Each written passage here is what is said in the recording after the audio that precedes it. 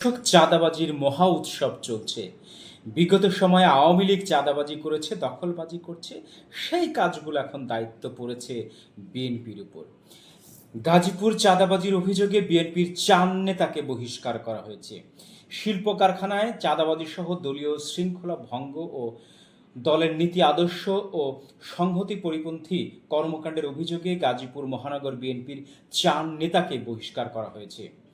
রোববার সন্ধ্যায় বিএনপির দপ্তর সম্পাদক সাইফুল ইসলাম স্বাক্ষরিত এক সংবাদ বিজ্ঞপ্তিতে বিষয়টি নিশ্চিত করা হয়েছে।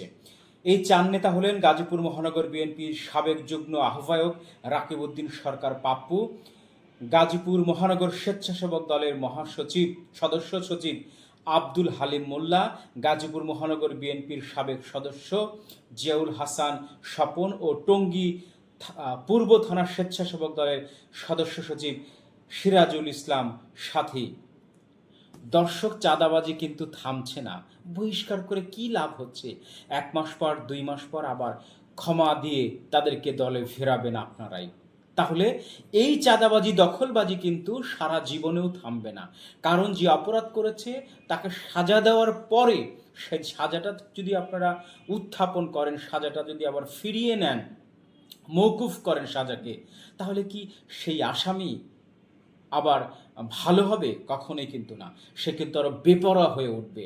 বিএনপির ক্ষেত্রে কিন্তু বিষয়টি এমনই। কারণ চাঁদাবাজি করছে, দখলবাজি করছে, টেন্ডারবাজি করছে, নৈরাজ্য করছে। আপনারা তাদেরকে শোকজ দিচ্ছেন, বহিষ্কার করছেন। ২ মাস পর তারা আবার ফিরে আসছে দলে। তাতে কি হলো? সেই মানুষটি কিন্তু আর ভালো হওয়ার সুযোগ পেল না। যদি সারা জীবনের জন্য বহিষ্কার করতেন, আজীবন সদস্যপদ বহিষ্কার করতেন, তাহলে সাজা পেত, তাহলে কিন্তু শিক্ষা পেত, সে কিন্তু এই কাজগুলো করার সাহস পেত না। এখন কি হচ্ছে? সে কিন্তু আরও বেপরোয়া গতিতে এগিয়ে যাচ্ছে। দর্শক, বিষয়টা কিন্তু ভাববার আছে, বিষয়টা কিছু ভাবনা নেয়ার আছে। দর্শক, বিএনপির এই চাঁদাবাজি কবে থামবে?